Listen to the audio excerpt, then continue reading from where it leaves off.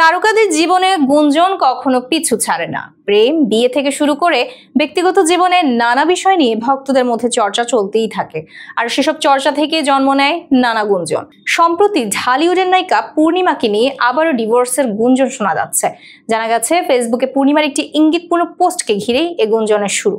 2022 সালে বিয়ে করেন চিত্রনায়িকা পূর্ণিমা। বেসরকারি চাকরিজীবী আশফাকুর রহমানের সঙ্গে পূর্ণিমার 3 বছরের সংসার। দুজনকে নিয়ে খুব একটা গুঞ্জন শোনা যায় না, তবে সপ্তাহখানেক ধরেই চর্চায় রয়েছেন পূর্ণিমা। ইন্ডাস্ট্রিতে কানাঘুষা, তাদের দাম্পত্য জীবনে নাকি চিড় ধরেছে। কেউ কেউ দাবি করছেন দুজনের নাকি বিচ্ছেদও হয়েছে। সামাজিক যোগাযোগ মাধ্যমেও দুজনের ছবি দেখা যায় না। এর মধ্যে গুঞ্জনে ঘি ঢেলেছে ফেসবুকে পূর্ণিমার একটি ইঙ্গিতপূর্ণ পোস্ট। সেখানে তিনি লিখেছেন, মিথ্যা সম্পর্কের ভিড়ে নিজেকে হারিয়ে ফেলার চেয়ে নিঃসঙ্গতা অনেক বেশি শান্ত, নিরাপদ এবং মর্যাদাপূর্ণ। কাকে উদ্দেশ্য করে কথাটি বলেছে পূর্ণিমা, এ নিয়ে আলোচনার শেষ নেই। এর মধ্যে গত বুধবার স্বামীর সঙ্গে একটি ছবি ফেসবুকে পোস্ট করেছেন পূর্ণিমা। ছবিতে দেখা গেছে একটি রেস্তোরাঁয় স্বামীর হাত ধরে আছেন পূর্ণিমা। কেউ কেউ বলছেন ছবি পোস্ট করেই গুঞ্জনের জবাব দিলেন এই অভিনেত্রী। বিচ্ছেদের গুঞ্জন নিয়ে এখন পর্যন্ত কোনো কথা বলেননি পূর্ণিমা। 90 দশকের শেষের দিকে ঢালিউডে পূর্ণিমার অভিষেক। 2021 সালের ডিসেম্বরে মুক্তি পেয়েছে পূর্ণিমা অভিনীত সর্বশেষ সিনেমা। মুক্তির অপেক্ষা আছে গাংচিল ও জ্যাম নামের